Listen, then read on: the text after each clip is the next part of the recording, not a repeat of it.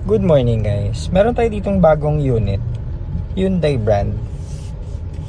Samahan niyo ako dito sa ating virtual test drive. So, fresh unit to guys. Hindi naman siya brand new fresh unit.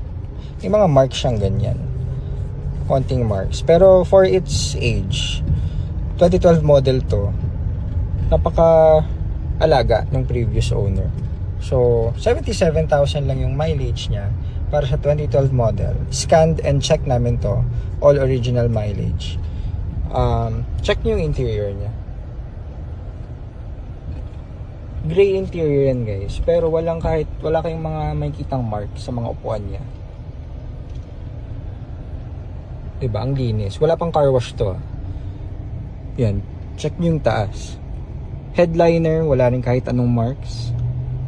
Lahat ng mga plastic parts niya, lahat ng parts niya dito intact. So hanap lang tayo ng spot dito para makita niyo yung ating bagong unit. So sa steering niya, napakalambot, isang kamay lang kahit nakatigil yung kotse.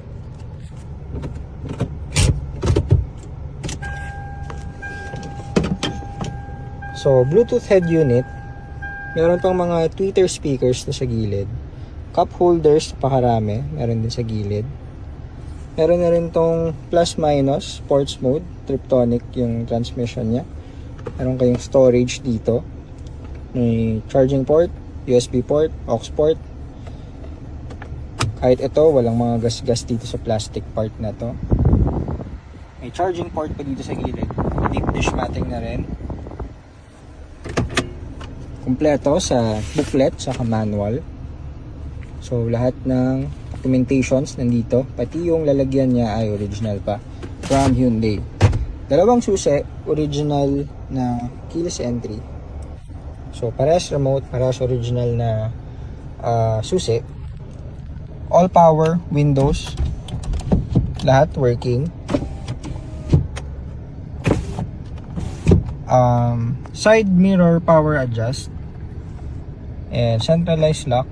Syempre, lahat po yan working. Kita nyo yung dito, walang mga marks kahit dito. So soft touch dito kasi ito pala guys is top of the line na Hyundai 2012 model. So ito naka leather na rin to, leather wrap na yung dito nya. Busina. So pakita ko sa inyo yung labas.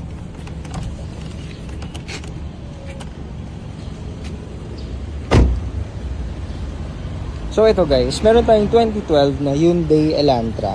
Kita nyo, napaka-pogi and fresh guys. 2012 model to pero hindi siya naluluma yung itsura niya. GLS variant to, top of the line. Fog lights. So lahat ng ilaw niya, headlights and fog lights is LED. Naka-white plate na rin, kaya pangpadagdag pogi points yan. Sky blue color, original paint yan. Meron siguro mga few very minimal scratches. Pero other than that, ayun o, paka-fresh ng unit na to. Tsaka meron na rin pala itong reverse sensor and reverse cam. GLS variant, yan. Disc brake, harap, tsaka sa likod. Yung mags niya, gusto ko yung design niya kasi para siyang Euro style na mags, yung clean look lang. Pero stock po yan guys. Gulong, kapal pa. So, fast brake unit to guys. Ayan, ito yung sa loob. Kita nyo, walang kahit anong marks dyan sa mga upuan. May center armrest na rin siya. So, maluwag to sa likod. Pwede nyo i-check dito. Meron na rin armrest to dito sa gitna. So, visor, meron na rin. Hyundai na visor yan. Dito pala, may side repeaters na rin na LED. So, wala akong makitang ano dito sa unit na to. Napakasarap i-drive, napakatahimik, napaka-comfortable dito sa loob, sa cabin. So, dati kasi maraming naghahanap sa atin ng Hyundai Accent. So, ito yung kapatid ng Accent, Hyundai Elantra. Para siyang Altis ng Hyundai. So, grab nyo to guys, check nyo dito. Gusto nyo i-test drive hanggang Tagaytay, pwede rin, hanggang Batangas. sagutin nyo lang yung toll tsaka gas. Pero kahit saan nyo to dalhin, pwede nyo i-test. Pwede kayo magdala ng trusted mechanic nyo, pwede nyo i-scan dito sa GTA Cars po. So check nyo na lang guys at makita nyo in person, makita nyo sa actual.